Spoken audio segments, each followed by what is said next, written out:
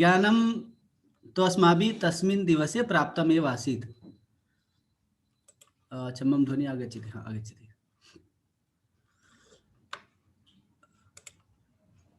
एकक्षणम्।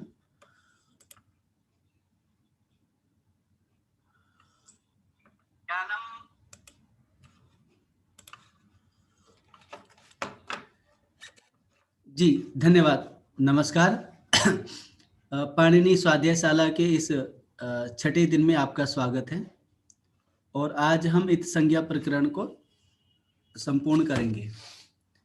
इत संज्ञा प्रकरण बिल्कुल उस तरीके से है जिस प्रकार हम घर में सब्जियां लाते हैं और सब्जियां लाने के बाद तुरंत उन्हें जो की तो काट करके उसमें नहीं डाल देते।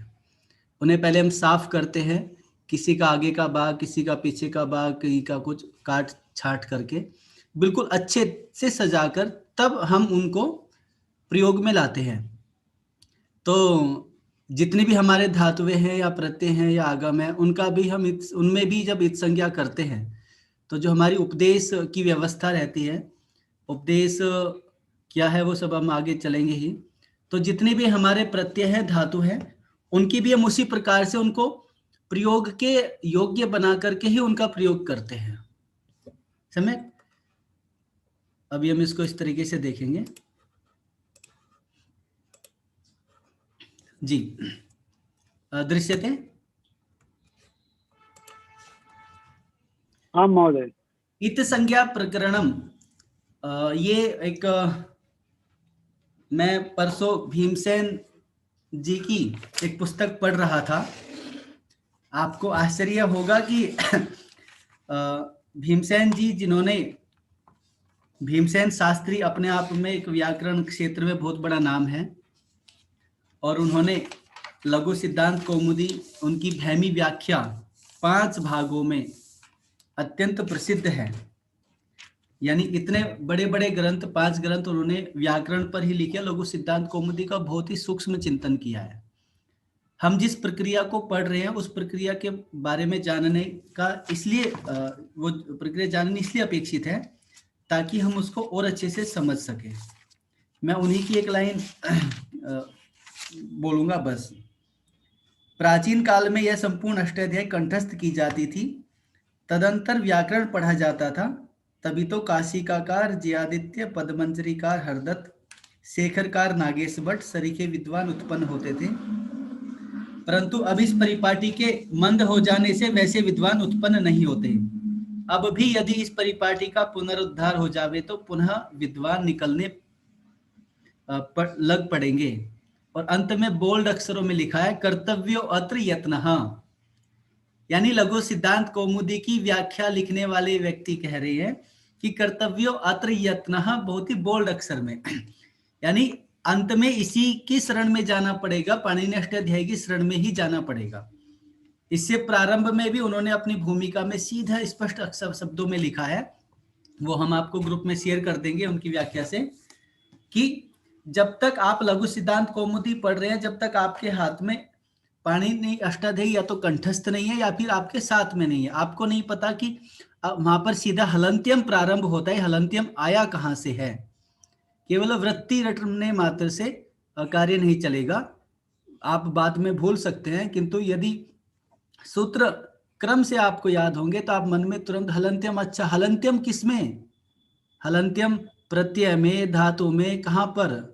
शब्दों में, पदों में भी तो हलंत होता है, तो उसका करना है क्या? किंतु नहीं, उसमें प्रारंभ में कहा उपदेशे, जो यहां पर हमारे सूत्र है उपदेश में, यानी उपदेशे अजनुनासिक इत, ये केवल 8 सूत्र है। एतानि 8 सूत्राणि एव इत संज्ञा प्रकरणम, यानी ये 8 वो हथियार है जिनसे आप सब्जी को अच्छे से साफ करके आगे पीछे से काट पीट करके और बनाने के लायक बनाने वाले हैं। तो सबसे पहला सूत्र है उपदेशेज जनुनासिक इत, 1 3 2। आप देखेंगे क्रम से इन सूत्रों को वहां पर लिखा गया है। अब इन एक एक सूत्रों पर हम आगे चर्चा करेंगे, जिसमें पहले सत्र में भी चर्चा हो चुकी थी। थोड़ी सी वहीं से प्रारंभ करते हैं। मनीष जी ने प्रारंभ किया था, कहीं पर समस्या आएगी तो मनीष जी का हम सहयोग लेंगे, हमारे मार्गदर्शन के रूप में भी यहाँ पर है। तो सबसे पहले तो आता है कि उपदेश। ये उपदेश क्या है?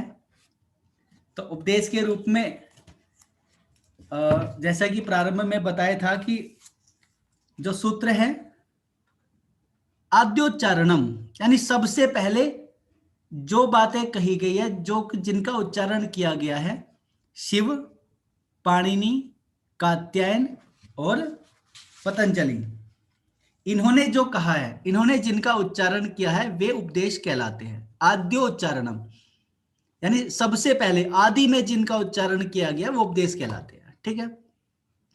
अब उन्होंने किन किन का उच्चारण किया? जो उन्होंने कही बातें वो थी सूत्र।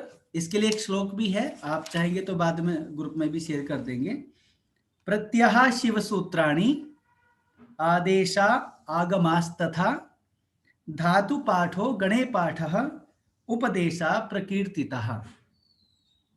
यानी शिव सूत्र, प्रत्यय, आदेश, आगम, धातु पाठः तथा गण पाठः, एते उपदेशः उक्ता सन्ति।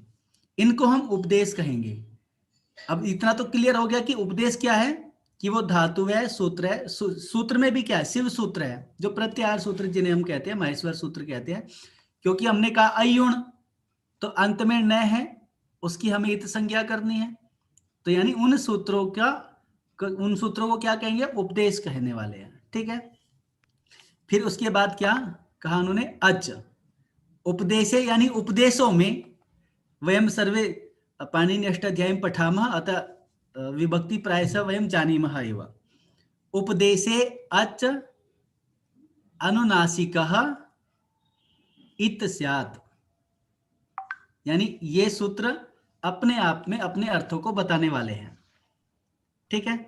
उपदेशे, उपदेश में, अच अच यह भवति। अच इत्युक्ते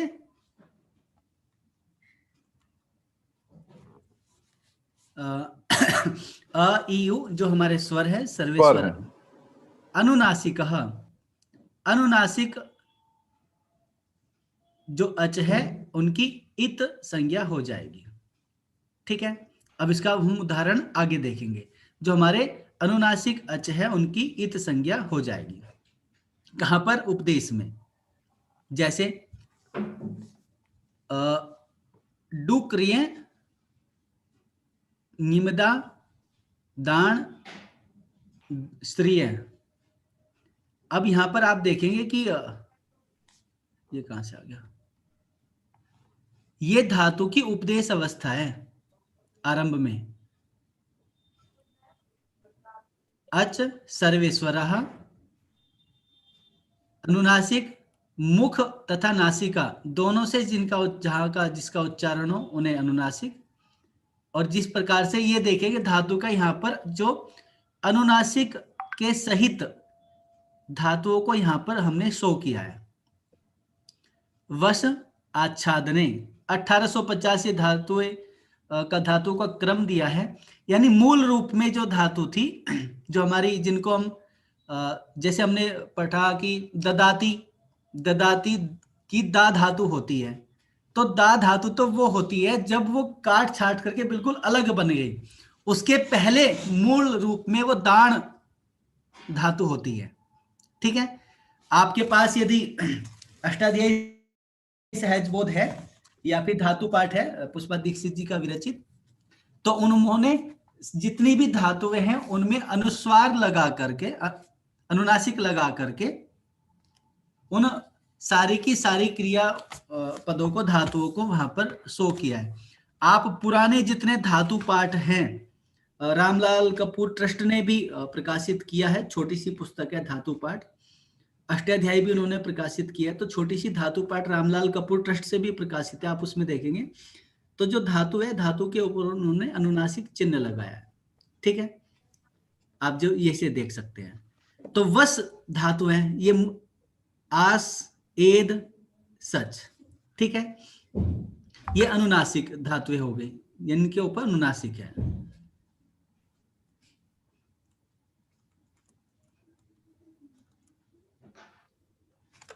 अब हम देखेंगे कि कैसे, किस प्रकार इनकी इत संज्ञा होगी।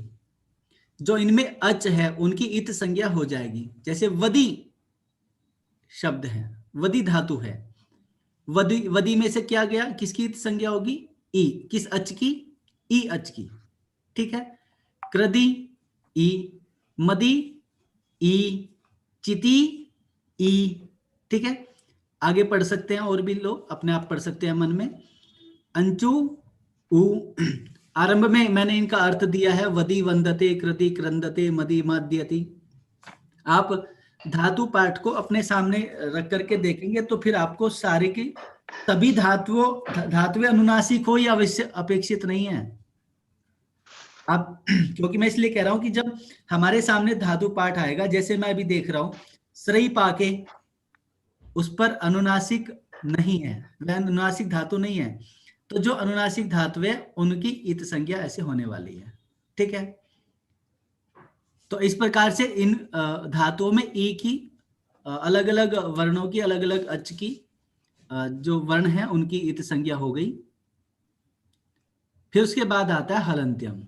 यानी पहला सूत्र ने क्या कह दिया, सीधी सी बात है कि उपदेशे अच अनुनासिक इत स्यात्। जो अनुनासिक अच है उपदेश में वो इत संज्ञा हो जाएगा। बस इतना सा उन्होंने कहा। ठीक है। फिर उसके बाद क्या कहते हैं, हलंत्यम, कि उपदेशे। अब देखो पाणिनि अष्टाध्यायी में एक शब्द चलता है अधिकार अनुवृत्ति। ठीक है। तो यहां पर पीछे से अनुवृत्ति क्या आ रही है, उपदेशे। यानी एक शब्द पाणिनि ने पहले कह दिया तो बार बार यहां पर क्योंकि शब्द लंबा हो जाता, तो उन्होंने यहीं पर नहीं कहा उपदेशे हलंत्यम इत। अब क्या कहा उन्होंने प्रारंभ में, उपदेशे अच अनुनासिक इत। यानी पहले ही सूत्र में उन्होंने उपदेश कह दिया और इत कह दिया। तो हलंत्यम यानी पीछे से उपदेश आया और इत, दोनों शब्द पीछे से आते चले गए और हलंत्यम ने अपना काम पूरा कर लिया कि उपदेशे अंत्यम हल इत संज्ञकः स्यात्। और सरल भाषा में कहूं तो उपदेश यानी जो धातु है, प्रत्यय है, उनमें जो अंतिम हल है वो इत संज्ञा हो जाएगी। यहां तक किसी को डाउट नहीं होगा। एक बार इसको कवर करते हैं, फिर हम प्रारंभ से कहें। किसी का कोई प्रश्न होगा नोट कर लीजिए। तो जैसे उदाहरण में आते हैं डुपचश्च, डुपचश। अब डुपचश धातु है, इसमें अंतिम हल कौन सा है, श। तो श की क्या हुई, इत संज्ञा हो गई। ठीक है। अभी बस इत संज्ञा। ऐसे प्रत्यय, जो प्रत्यय है उसमें निच, शनम, शप, इनमें क्या अंतिम हल च, म, प, इनकी इत संज्ञा हो गई। बस इतना सा ये बात कह रहा है। अब हलंत्यम ने कहा कि भाई जो जितनी धातुएं हैं, प्रत्यय, उनमें जो अंतिम हल है उनकी इत संज्ञा हो जाएगी, उनको हम इत कहेंगे। ठीक है। लेकिन इसके बाद फिर एक वार्तिक आ गया। वार्तिक ने कहा कि जो धातुएं हैं उनमें इर इत संज्ञा वाच्या, धातुओं में केवल, प्रत्ययों में नहीं। उन्होंने कहा कि धातु में स्थित इर की इत संज्ञा हो जाएगी। यानी र, तो इसमें अंतर आप देखेंगे, हलंत्यम क्या कह रहा है कि अंतिम हल की इत संज्ञा हो जाए, किंतु इर इत संज्ञा वाच्या क्या कह रहा है कि इर की यानी र के साथ में उसने ई भी ले लिया।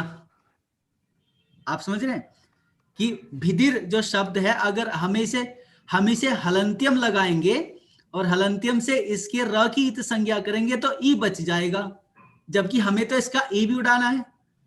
तो फिर यहां पर एक वार्तिक आया और उसने कहा कि हम जितनी धातुएं हैं उनमें इर जो है उसकी भी इत संज्ञा करेंगे।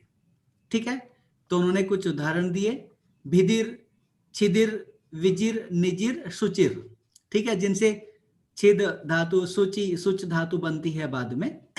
तो इर संज्ञा, इर की इत संज्ञा हो गई।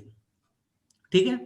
यानी 3 सूत्र हमारे हो गए, सबसे पहले ने उपदेशेज अनुनासिक इत, उसने कहा कि उपदेश में अनुनासिक अच इत संज्ञा का भविष्यति। द्वितीयम सूत्रमस्ति हलंत्यम, हलंत्यम ने कहा उपदेशे, इसको उसी प्रकार से पढ़ते हुए चलेंगे, आनंद आएगा आपको, बिल्कुल क्रम से चल रहा है कि उपदेशे अंत्यम हल इत संज्ञा कह स्यात्, अथवा इसकी इत संज्ञा हो जाएगी, इत संज्ञा कह भविष्यति, इत संज्ञा भविष्यति, स्यात् समझ में नहीं आ रहा तो भविष्यति हम प्रयोग कर सकते हैं। फिर तृतीय हलंत्यम का ही वार्तिक कह दिया कि इर इत संज्ञा वाच्या, यानी धातुओं में, प्रत्ययों में नहीं, धातुओं में, कि जो इर पद हैं अंत में उनकी इत संज्ञा हो जाएगी, इर वर्णों की, यानी भिदिर में इर, छिदिर में इर, विजिर में इर। ठीक है, चलिए अब यहां तक चलते आ रहे थे, अब लगातार सबकी इत संज्ञा करते आ रहे थे। अब एक बात फिर आकर के इसके आगे का सूत्र आ जाता है और वो कहता है कि अच्छा इसको बाद में सोचेंगे। हाँ अब तक हम इत संज्ञा करते आ रहे थे, तो अब क्या हुआ, अगला सूत्र आ गया, उसने कहा न विभक्तो तुस्माह। अब देखो यहां पर विभक्तो यानी विभक्ति में, विभक्ति किम, सुप तिंग, ये दोनों विभक्ति कहलाती है। हमने केवल सामान्यतया लोक व्यवहार में प्रथमा विभक्ति, द्वितीय विभक्ति, तृतीय विभक्ति ही पढ़ी है, किंतु जो तिंग प्रत्यय है वो भी हमें वो भी विभक्ति कहलाती है। प्रथम पुरुष, मध्यम पुरुष और उत्तम पुरुष, वे भी विभक्तियां कहलाती हैं। यानी सुप और तिंग प्रत्ययों से जो बनने वाले शब्द है वो विभक्तियां, उनमें विभक्तियां होती है, विभक्ति कहलाती है। ठीक है, तो विभक्तौ यानी विभक्ति में क्या, सुप और तिंग जो भी है, तिंग और सुप जो प्रत्यय है, तु यानी तवर्ग, स म इत संज्ञा न स्यात्, कि विभक्तो, विभक्ति में तवर्ग, सकार तथा मकार की इत संज्ञा नहीं होगी।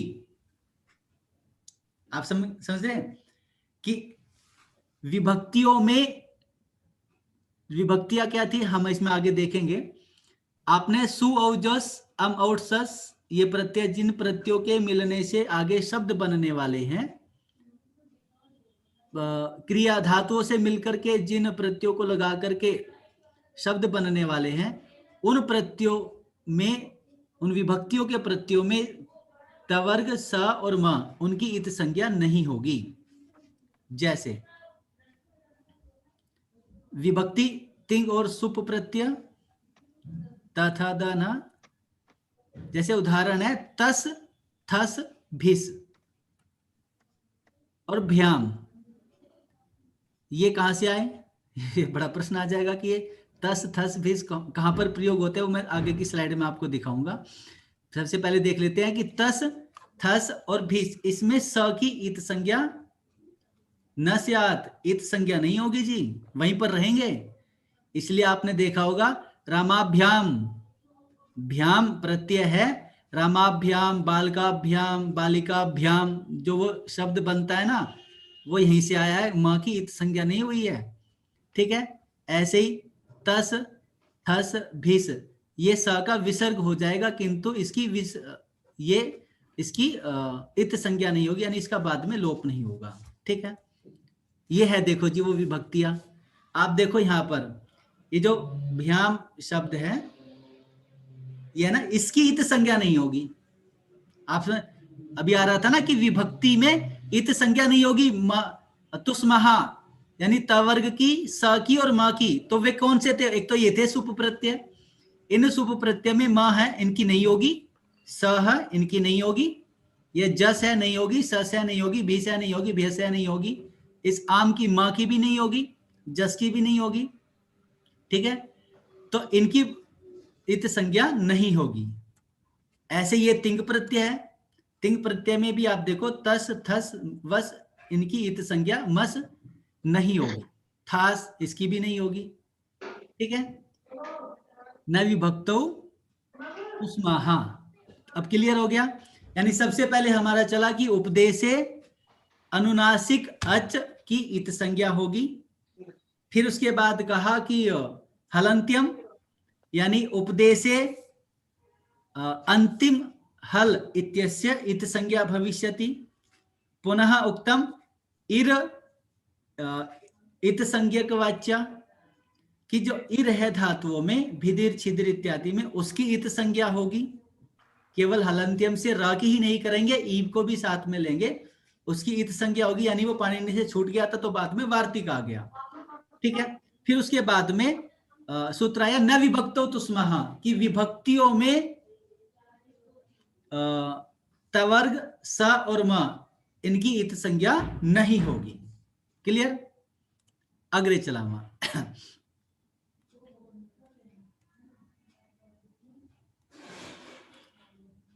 हाँ, अधुना पुनः एकम सूत्रम आगतम आर्देय टुडवः कि उपदेशे, अब देखो उपदेशे प्रारंभ से ही आ रहा है, उपदेशे और इत, क्योंकि इत संज्ञा प्रकरण है, इत संज्ञा किसमें करना है? उपदेश में करना है, तो दोनों शब्द प्रारंभ के सूत्र से ही अंत तक चलते आ रहे हैं। ठीक है। तो उपदेशे आदि नी टू डू, ये इत संज्ञा होने वाली है, इनकी इत संज्ञा हो जाएगी। ठीक है। यदि कोई धातु है और उसके प्रारंभ में यदि ई है, टू है, डू है, तो इनकी इत संज्ञा हो जाएगी। ठीक है। जैसे कि आगे हमने उदाहरण दिया है, निमिदा इमिदा टुनदी में नद की हो गई, टू की इत संज्ञा होने के बाद में नद बचा, और डू क्रिय तो डू की इत संज्ञा होगी, ये क्रिय बचा। ठीक है। इसमें का हट गया है गलती से। ओ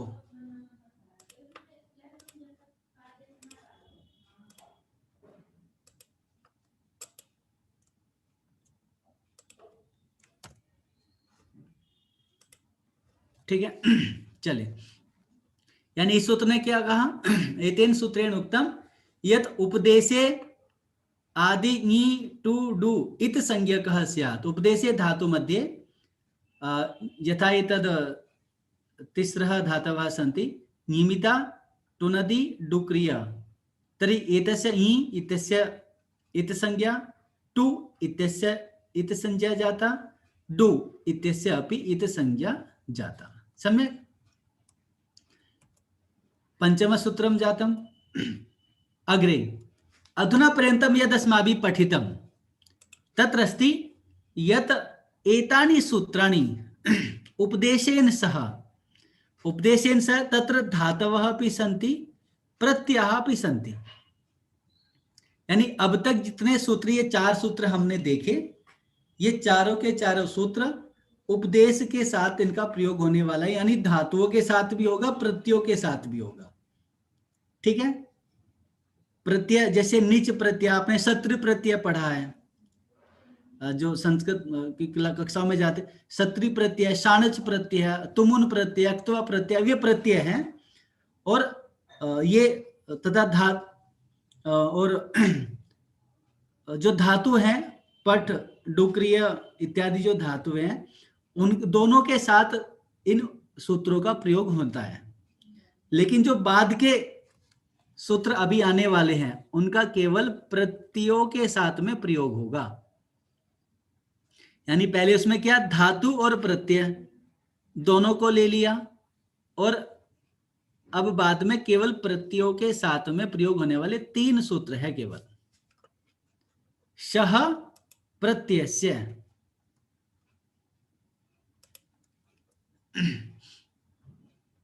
अर्थात प्रत्ययस्य आदि, आदि कहां से आया? जो आदि ही टुडवः।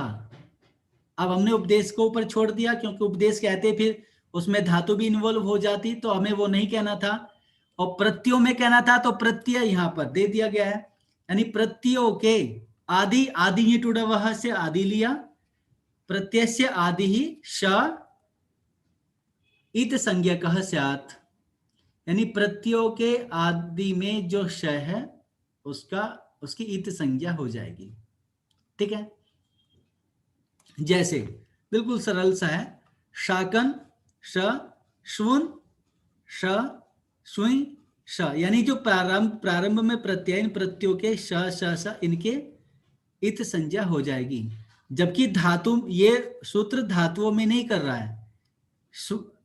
श्वद, ष्ठवी इनकी न भवति इति लिखितम अस्ति, यानी यह सूत्र किसमें करेगा? केवल प्रत्ययों में करेगा। प्रत्ययों के आदि में जो श है उसकी इत संज्ञा हो जाएगी।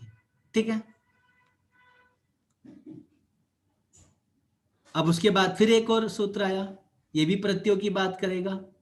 अब देखो, क्योंकि प्रत्ययों के अंदर होना है तो चूटू, यानी प्रत्यय से आदि च और ट वर्ग इत संज्ञक स्यात्, यानी जो प्रत्यय है उनके प्रारंभ में च और वर्ग और ट वर्ग होगा तो वो इत संज्ञक हो जाएंगे, धातुओं के नहीं, प्रत्ययों के। आप देख रहे हैं कि एक एक सूत्र अपने आप एक एक कड़ी को लेकर के चल रहा है, उसकी कड़ी उसमें है, उसकी कड़ी उसमें है। आरंभ में आया कि उपदेश है जो नासिकित, उपदेश और इत, फिर उसके बाद हलंत्यम, तो हलंत्यम कुत्र उपदेशे हल अंत्यम इत संज्ञक स्यात्। फिर उसके बाद में आया हमारा न विभक्तो तुष्माः, तो न विभक्तो तुष्मा ने निषेध कर दिया कि विभक्ति में नहीं, हलंत्यम की बात चले लेकिन विभक्ति में नहीं कर सकते।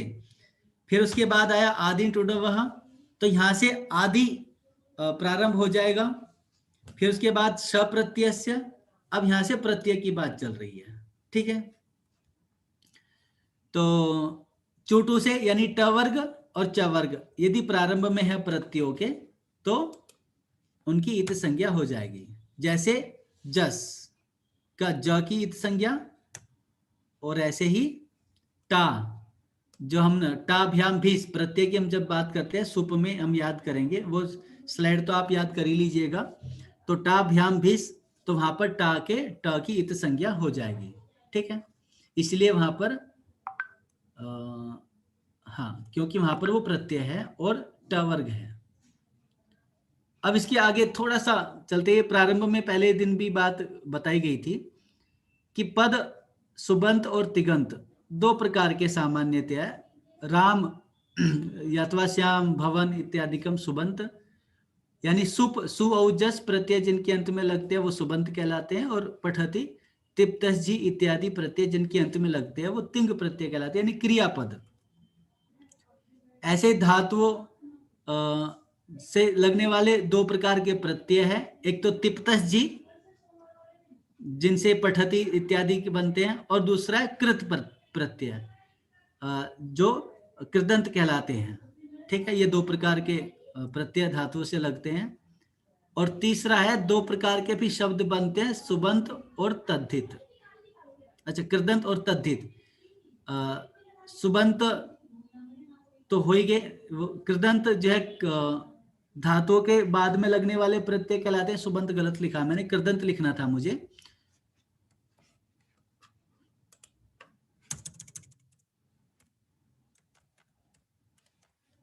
कृदंत और तद्धित, इसको थोड़ा सा समझना होगा।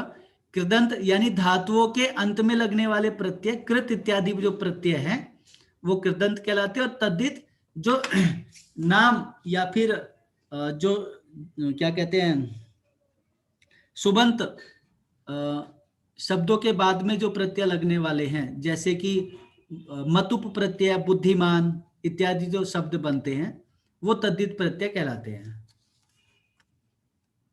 क्योंकि यहां पर एक शब्द आने वाला है लसक्व तद्धिते, प्रत्ययस्य यानी प्रत्ययस्य आदि आदि में अतद्धिते, यानी वो तद्धित नहीं होना चाहिए। यानी कृदंत भी होगा चलेगा, सुबंत होगा चलेगा, तिगंत होगा चलेगा, किंतु अतद्धिते में ल श कु का वर्ग इत संज्ञकः स्यात्, कि ये सारे के सारे क वर्ग हो जाएंगे, ये सारे इत संज्ञक हो जाएंगे, किंतु अतद्धित जो तद्धित नहीं है उसमें इनकी इत संज्ञा नहीं होगी।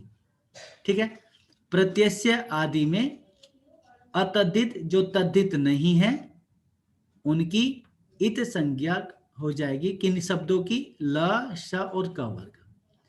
ये अभी हम केवल पर सूत्रों को खोल करके मैं दे रहा हूं। आप जब बैठेंगे शांति से विचार करेंगे तब आपको, और इन पर चिंतन मनन करेंगे तब समझ में आएगा अच्छा ये बात कही गई है। क्योंकि एक बात ध्यान से बैठेंगे और सूत्रों को ऊपर नीचे याद कर लेंगे और एक एक कड़ी को मिलाते हुए चलेंगे तो अपने आप पता चलता चलेगा कि कैसे एक एक शब्द कहां कहां से खुल रहा है। जैसे कि ये प्रत्यय दिए हैं शप, स्ना इत्यादिकम, ठीक है। क वर्ग का भी दिया है, ये धातुएं दी गई है, प्रत्यय दिए गए और इनके इन प्रत्ययों के, ये भी प्रत्यय के साथ में है क्योंकि हमने प्रारंभ में कहा था कि ये प्रत्ययों के साथ लगने वाले नियम है, सूत्र है जो उनका इत संज्ञा होगी, ये धातुओं के साथ नहीं, ठीक है। यह सूत्र केवल प्रत्ययों के ल श तथा क वर्ग की इत संज्ञा करता है, धातुओं की नहीं, इतना हमें ध्यान देना है।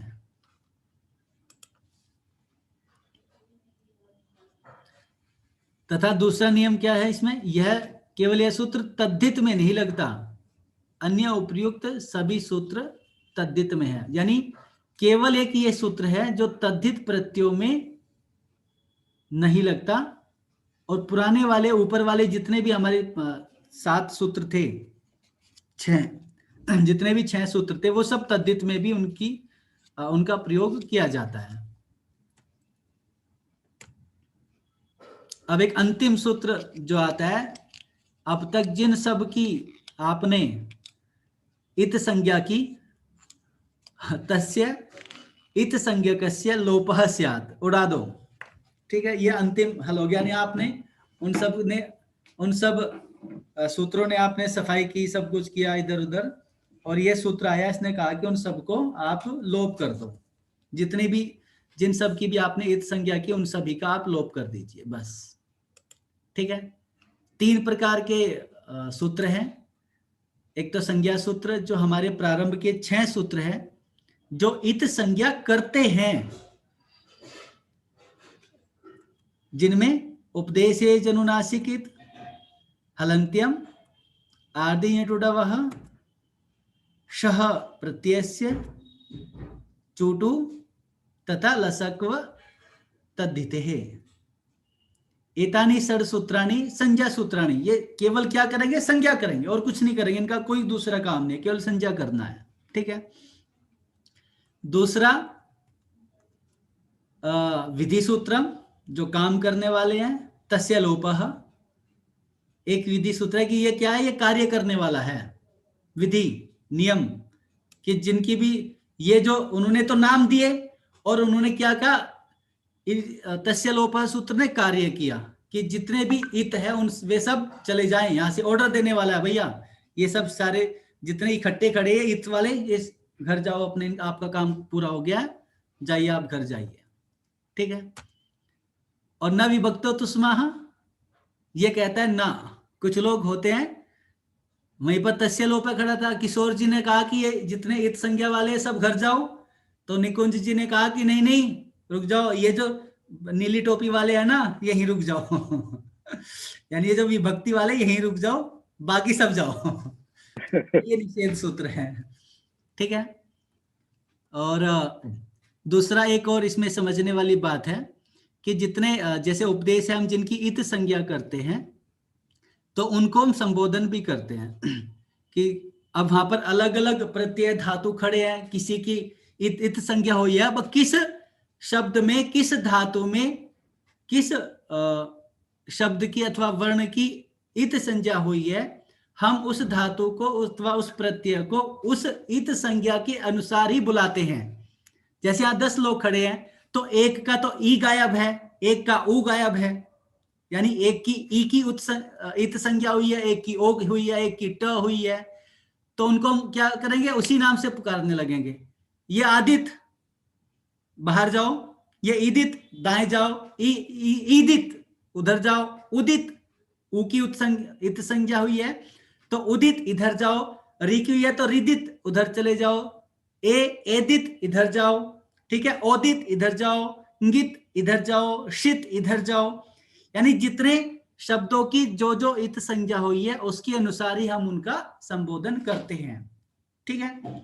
जैसे यहां पर निमिदा, इसमें आ की इत संज्ञा हुई है तो यहां पर हो गया हम आदित्य, एक एक व्यक्ति के दो दो नाम भी है। जैसे यहां पर आपने देखा होगा टू स्फूर्जा, इसकी ओ की भी इत संज्ञा हुई है और टू की भी उत संज्ञा हुई है। तो एक एक व्यक्ति के दो दो नाम भी है कि भैया पहले तुम इस व्यक्ति से मिलना और फिर बाद में तुम जाके उससे मिलना। ठीक है। मतलब पाणिनि ने हर व्यवस्था को बिल्कुल व्यवस्थित करके कहा है कि एक ये बिल्कुल उस तरीके से है जैसे कि आर्मी के अलग अलग सेक्शंस बने हुए हैं और हर व्यक्ति के अलग अलग नाम है, उनकी कोडिंग है। उस प्रकार से सारी की सारी कोडिंग की गई है कि आप एक व्यक्ति है, वो आर्मी में एक हवलदार शब्द होता है लेकिन हवलदार के साथ में उसे बीएचएम भी कहा जाता है, बटालियन हवलदार मेजर, और उसके हाथ में है हवलदारी, 3 फीते लगी है, वो ऑफिसर नहीं है लेकिन वो हवलदार है। लेकिन उसकी दो संज्ञा, एक तो हवलदार जो रैंक के अकॉर्डिंग गया है, लेकिन साथ में बटालियन हवलदार मेजर बीएचएम उसे कहा था। उसके हाथ में एक पट्टा रहता है जिस पर मेजर यानी अशोक चिन्ह रहता है, वो सभी के पास नहीं है। तो ऐसे टूस फूर्जा ये हवलदार है लेकिन साथ में ट्वित भी है क्योंकि ये हवलदार मेजर भी है। यानी एक व्यक्ति की दो संज्ञाएं हो सकती है क्योंकि उसके काम ज्यादा है, उसको दो जगह पर प्रयोग करना है। वो सामान्य हवलदार का तो काम कर ही रहा है लेकिन साथ में दूसरी व्यवस्थाओं में भी उनका काम कर रहा है। तो इसी प्रकार पाणिनि ने भी सारी की सारी ये व्यवस्थाएं बनाई हुई है। तो उन सभी संज्ञकों का हम संबोधन करते हैं। अभी तक हमारा आज का संज्ञक यहीं पर समाप्त होता है और इसका जो पीडीएफ है मनीष जी भेज ही देंगे हम आपको, 3 पेज है, आप इसको एक बार पढ़ना और कहीं कोई समस्या है तो फिर आप पूछ सकते हैं। ठीक है मनीष जी, आप इसमें कुछ जोड़ना चाहेंगे तो आप जोड़िए, कुछ चीजें छूट गई हो मुझसे या कुछ नया बताना है तो मनीष जी। सर कुछ लोग सोचते हैं कि विभक्तिश्च सूत्र है, विभक्तिश्च विभक्ति संज्ञा करने वाला। विभक्ति संज्ञा करने वाला सूत्र क्या है? विभक्तिश्च। इस सूत्र के द्वारा सुप और तिंग प्रत्ययों की विभक्ति संज्ञा होती है। सुप प्रत्यय आपको सबको पता है और तिंग प्रत्यय आप सभी को पता है ना। तो सुप प्रत्यय की और ये तिंग प्रत्यय जो होते हैं इनकी विभक्ति संज्ञा होती है। अब सूत्र में एक बार सूत्र के हिसाब से विचार करेंगे तो सूत्र में 2 पद है, विभक्ति ही और च। तो च मतलब आप सभी जानते हैं और विभक्ति ही। तो इस सूत्र का अर्थ आप सबको समझ में आया क्या? और विभक्ति ही क्या अर्थ हुआ? कुछ नहीं हुआ अर्थ। तो और विभक्ति क्या? तो पिछला पूर्व सूत्र है सुप्तिगंतम पदम। सूत्र कहता है सुप और तिंग की पद संज्ञा होती है।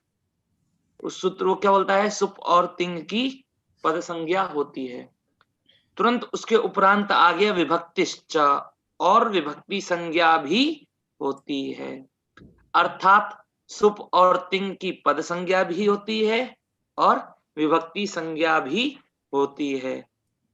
जिस प्रकार एक व्यक्ति के 2-2 नाम भी होते हैं, 3-3 नाम भी होते हैं, 4-4 नाम भी होते हैं, पर जिस जगह जिस नाम से प्रयोग करना चाहिए उस जगह उस नाम का प्रयोग होगा। जहां में पद शब्द के ज्ञान से किसको समझना होगा वहां पर हम पद शब्द के ज्ञान से सुप और तिंग को समझेंगे, और जहां विभक्ति शब्द के ज्ञान से समझना होगा वहां पर हम विभक्ति शब्द के ज्ञान से सुप और तिंग को ही समझेंगे। और किसी का सर कुछ प्रश्न हो तो फिर उसको समाधान करते जाएंगे। अधुना वयं प्रश्नान् स्वीकुर्मः। रीता काडिया जी, रीता काडिया महोदय नमस्ते, स्वागतम। नमस्ते। वो ईद संज्ञा नहीं होगी वो क्या है? ईद संज्ञा नहीं होगी, होगी का मतलब? इसकी नहीं होगी इसकी होगी, वो कैसे है? अच्छा, ये जो सूत्र है, जिन सूत्रों ने जिनकी इत संज्ञा बताई है उनकी होगी, और जिस सूत्र ने बताया कि इनकी नहीं होगी तो उनकी नहीं होगी। ठीक है। सुशील जी वो जानना चाहती है कि ईद संज्ञा किसको कहते हैं? वो ईद संज्ञा करता आप जैसे बोलते हैं उसको क्या कहते हैं?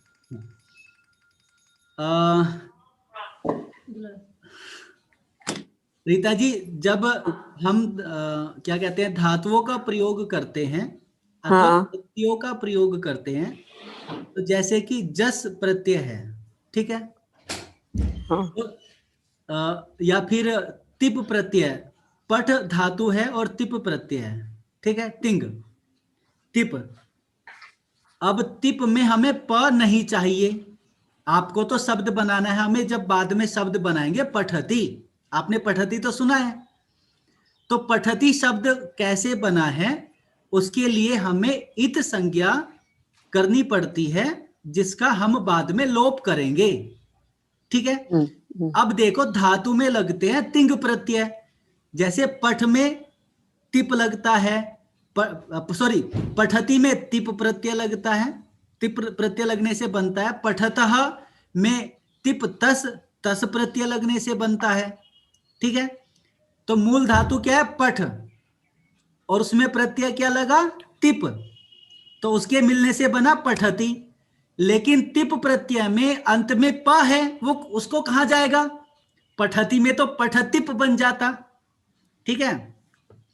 तो जो प है उसकी हमें इत संज्ञा करनी है, और इत संज्ञा उसको सूत्र ने की हलंत्यम।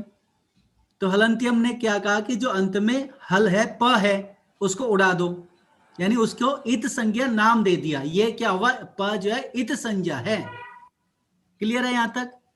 और फिर लास्ट में एक सूत्र आया तस्य लोपः, यानी जिसकी भी इत संज्ञा, कोई सा भी सूत्र करे, जिसकी भी इत संज्ञा होगी वो उसका लोप हो जाएगा।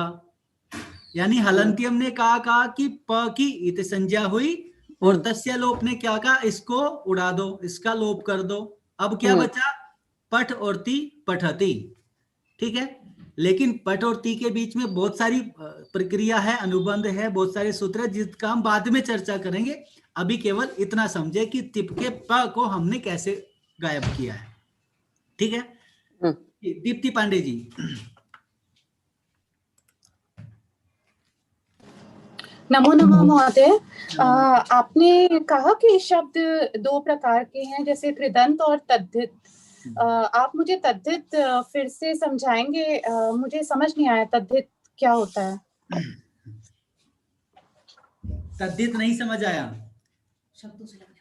जो शब्द है जैसे दीप्ति है, ठीक है, सुशील है, राम है, बुद्धि है, ठीक है, इनके साथ जो प्रत्यय लगने वाले हैं वो तद्धित प्रत्यय कहलाते हैं, ठीक है। तद्धित प्रत्यय क्या होते हैं? मैं बताता हूं। जैसे मतुप प्रत्यय है, तो मतुप प्रत्यय बुद्धि के साथ लगता है तो बुद्धिमान कहलाता है, धन के साथ लगता है तो धनवान कहलाता है, वतुप प्रत्यय। यानी प्रत्यय जो होते हैं दो प्रकार के, एक तो वो शब्द ही दुनिया में दो प्रकार के हैं, इसको और हल्के में, शब्द दुनिया में दो प्रकार के हैं, या तो धातु है, क्रिया है, या क्रिया है या क्रिया नहीं है, या फिर शब्द है, आप उसको शब्द से ज्यादा अच्छे से समझेंगी, या तो शब्द है या फिर क्रिया है। तो क्रिया से जो प्रत्यय लगते हैं वो कृदंत कहलाते हैं, और तिगंत, दो प्रकार के हैं वहां पर, कृत प्रत्यय और तिंग प्रत्यय, ठीक है, जो क्रियाओं से लगते हैं। तिंग में क्या होता है, जैसे तिप्तस जी, पठती इत्यादि। और कृत प्रत्यय में जैसे बहुत आपने पढ़ा है जब संभाषण की कक्षाएं चल रही थी, तुमुन प्रत्यय है, पठती से पठित्वा, है ना, पठितुम, पठन, पठितवान, तो वो सारे क्या क्रिया से लग रहे हैं, तो वो कृदंत, ये सारे कृत, उनकी एक सूची है, हम आपको दे देंगे कृत प्रत्यय कौन कौन से है।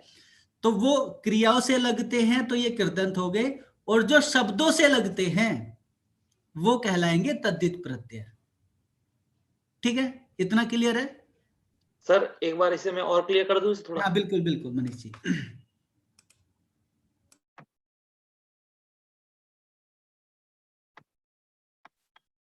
सबको स्क्रीन दिख रही है सबको? जी मनीष जी दिखाई दे रही है।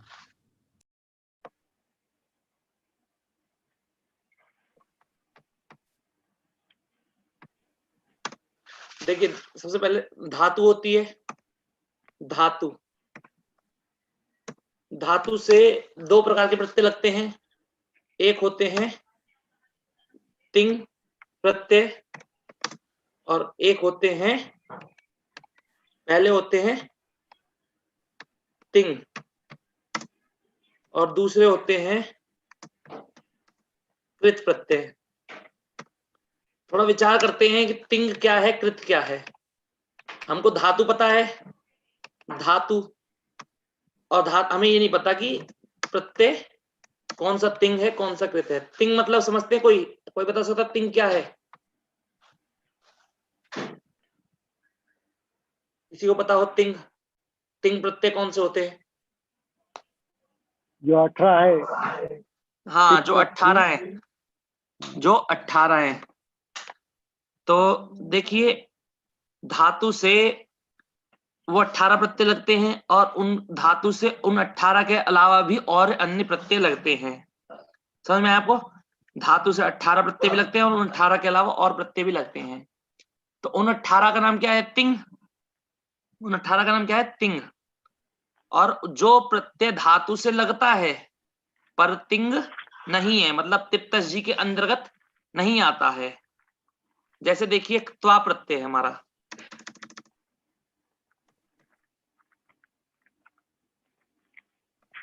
त्वा प्रत्यय है, दिख रहा है आपको? हाँ हाँ महोदय। त्वा प्रत्यय तिंग प्रत्ययों के अंतर्गत आता है क्या? देखिए, तिप तस झी सिप थस थ मिप वस मस त आताम झ थास आथाम ध्वम इट वही महिंग। इन 18 प्रत्ययों के अंतर्गत ये प्रत्यय त्वा प्रत्यय नहीं आया। पर ये प्रत्यय तिंग में नहीं आया पर धातु से तो लगता है। तिंग में नहीं आया पर धातु से लगता है। जो प्रत्यय तिंग के अंतर्गत नहीं आते हैं पर धातु से लगते हैं, उन प्रत्ययों का नाम होता है कृत प्रत्यय। कौन सा प्रत्यय? कृत प्रत्यय। सबको समझ में आया कि तिंग प्रत्यय कौन से होते हैं और कृत प्रत्यय कौन से होते हैं? सूत्र है जो बताता है हमें कि कृत क्या होता है। सूत्र है कृद तिंग। सूत्र क्या है हमारा? कृद तिंग। ये सूत्र ही बोलता है हमारे को कि ये प्रत्यय, ये शब्द हमारा जो है, ये जो मतलब ये बताता है हमें कि कृत क्या होता है। ये सूत्र बताता है। जब कोई प्रश्न करेगा कि जी तिंग तो पता लगे हमें, तिंग तो 18 होते हैं, तिप्तस जी ये सब, पर कृत क्या है? तो सूत्र आपको बोलना है कृत तिंग। अब इसमें दो पद हैं, एक है कृत, एक है क्या है? कृत, और दूसरा है अतिंग। अतिंग मतलब क्या होता है? जो तिंग नहीं है, वो जो भी तिंग नहीं है वो सारे कृत है। हाँ, जो अतिंग, जो आपका अतिंग है वो क्या है? कृत है। जो अतिंग है वो क्या है? कृत है। तो यदि आपको कृत को समझना होगा तो आपको सबसे पहले क्या समझना है? तिंग को, कि तिंग क्या है। जब आपको तिंग का ज्ञान हो जाएगा तो तिंग के अंतर्गत जो प्रत्यय नहीं आते हैं वो आपके कौन से प्रत्यय हो गए? कृत प्रत्यय। पर ये नहीं होता कि वो प्रत्यय धातु से ही लगना चाहिए। आप कहने लगे, जैसे हम आगे चलते हैं, अण प्रत्यय होता है एक। कौन सा प्रत्यय होता है? अण प्रत्यय। तो ये धातु से नहीं लगता है, ये किससे लगता है? प्रातिपदिक से लगता है। तो ये अण प्रत्यय हमारा कृदंत हुआ क्या? कृत प्रत्यय हुआ क्या? नहीं। जो प्रत्यय धातु से तो लग रहा है पर तिप्तस जी के अंतर्गत नहीं आता है, वही प्रत्यय हमारा कृत प्रत्यय होता है। इतना सबको समझ में आ गया? अब चलते हैं, थोड़ा बात चल रही है तद्धित की, कि तद्धित प्रत्यय कौन से होते हैं। देखिए, अष्टाध्यायी में जो पाणिनि जी ने विभाजन किया है उसमें 3 अध्यायों में प्रत्यय कहे गए हैं। कितने अध्यायों में? 3 अध्यायों में। कौन कौन से अध्याय है वो? तीसरा, चौथा और पांचवा। और पांचवा, 3 4 3 5। अध्यायों में प्रत्यय कहे गए हैं। तीसरे अध्याय में धातु से लगने वाले प्रत्यय कहे हैं, तीसरे अध्याय में धातु से, और चौथे अध्याय में प्रातिपदिक से लगने वाले प्रत्यय कहे हैं। कितने, कौन से प्रत्यय? प्रातिपदिक से लगने वाला। प्रातिपदिक से। तो अब इतना समझिए कि प्रातिपदिक प्रातिपदिक से लगने वाले प्रत्यय कौन से अध्याय में? चौथे और 5वें अध्याय में। तो पहले प्रातिपदिक से लगने वाले प्रत्ययों में सबसे पहले प्रत्यय आते हैं सुप प्रत्यय। कौन से प्रत्यय? सुप प्रत्यय। ठीक है, सुप प्रत्यय आप सभी समझते हैं। सुप प्रत्यय हमारे कितने हैं? 21। और इन सुप प्रत्ययों के अलावा ये समझिए, इन सुप प्रत्ययों के अलावा कुछ प्रत्यय होते हैं जो चतुर्थ और पंचम अध्याय में कहे गए हैं। वो प्रत्यय सुप प्रत्यय में नहीं आते हैं, पर प्रातिपदिक से लग रहे हैं। सुप प्रत्यय के अंतर्गत नहीं आते हैं और प्रातिपदिक से लग रहे हैं, तो वो प्रत्यय तद्धित प्रत्यय होते हैं। और कुछ प्रत्यय स्त्री प्रत्यय भी होते हैं। तो आप तद्धित, आपका पूछने के बाद तद्धित प्रत्यय बनने के बाद रूप कैसा बनता है? जैसे आपने सुना होगा, जैसे कहते हैं कुरु, कुरु थे राजा, राजा कुरु। जब हम किसी की संतान को बताते हैं, किसी की संतान को बताने के लिए, कोई संतान को बताना, जैसे मान के चलिए आप कोई सा भी ले लीजिए, कौरव, पांडव, निकुंज जी का नाम ले लेते हैं, निकुंज जी का नाम। अब निकुंज जी के नाम में क्या है? देखिए, निकुंज नाम है। तो निकुंज जी का नाम, अब इनके नाम के, इनके पुत्र को बताना है, इनके पुत्र को बताना है। अब पुत्र को, अब ये तो नहीं बोलेंगे कि निकुंज जी के पुत्र को बुलाओ, ये बोलेंगे क्या? नहीं बोलेंगे। अब हम क्या करेंगे? निकुंज जी से हमने अत ई सूत्र द्वारा ई प्रत्यय किया। क्या प्रत्यय किया? ई। और जब जोड़ दिया, अभी प्रक्रिया नहीं कराएंगे, सिर्फ जोड़ देंगे। और जोड़ने के बाद क्या बन जाएगा?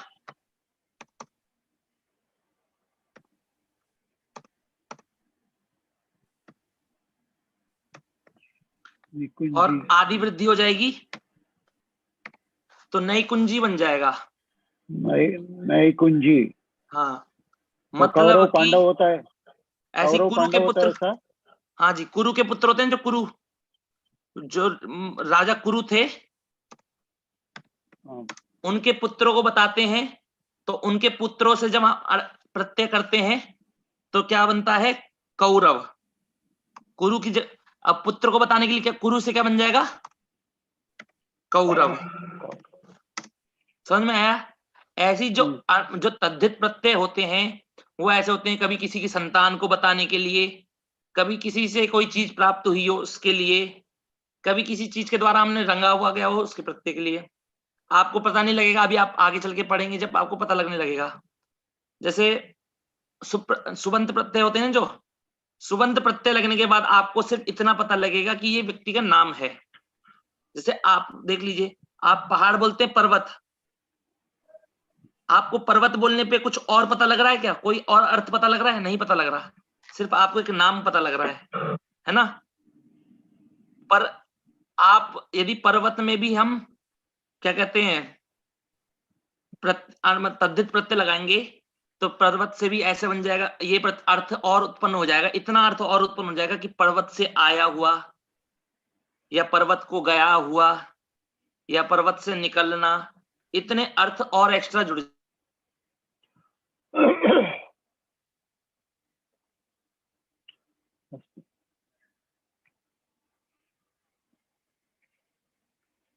जाएगा। समझ में आपको?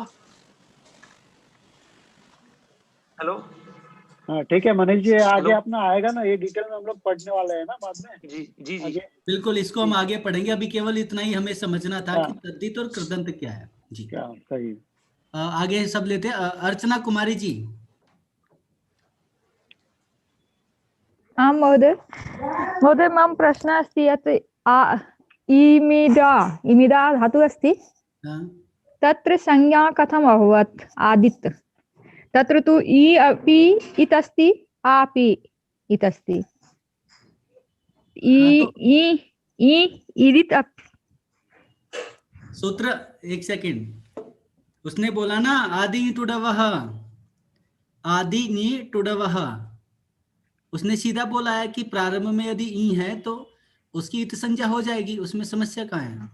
न समस्या महोदय, समस्या अस्ति यत्र संज्ञा अस्ति आदित्, अन्तिमे भवान् उक्तवान् आसीत् यत्र संज्ञा आदित् तत्र तो हम ईदित् अपि वक्तुं शक्नोमि। हाँ, तो मैंने फिर लास्ट में एक उदाहरण दूसरा भी तो दिया था कि एक प्रत्यय में एक धातु की दो इत संज्ञा हो सकती है। जैसे एक में टू भी था, ट्वित भी क्या कहते हैं इत संज्ञा थी, और ईदित भी इत संज्ञा थी, तो दो भी हो सकती है। यदि यानी एक सेकंड, जिस धातु में जितनी भी इत संज्ञाएं हुई है उस शब्द को, उस धातु को हम दोनों बोल सकते हैं। हम उसे आदित भी बोल सकते हैं, ङित भी बोल सकते हैं। अस्तु अस्तु महोदय, धन्यवाद। स्वागतम। अस्तु समता भट्ट जी। महोदय नमो नमः। नमो नमः। मुझे ये पूछना था, जैसे अभी इन्होंने मनीष शर्मा जी ने समझाया कि जैसे जो प्रत्यय तीन नहीं रहते हैं और वो धातु को लगते हैं, जैसे अब शायद तवतु प्रत्यय वगैरह भी उसी को लगते हैं, सही? हाँ हाँ। तो उनको उन्होंने कहा कृत कहते हैं। हाँ, लेकिन जैसे प्रातिपदिक में उनको सुप प्रत्यय लगते हैं। लेकिन हाँ, जैसे उन्होंने कहा कि अगर जैसे द्रुपद का द्रौपदी का, द्रुपद की पुत्री द्रौपदी, हाँ, हाँ, अगर ऐसे जो प्रत्यय है उनका नाम क्या है? मतलब जैसे तद्दित प्रत्यय, वे तद्दित प्रत्यय कहलाएंगे ना। अच्छा, इनका ही नाम तद्दित है। हाँ, इनका ही नाम तद्दित है जी। अच्छा, धन्यवाद महोदय। स्वागतम। नूतन कुलश्रेष्ठ महोदय।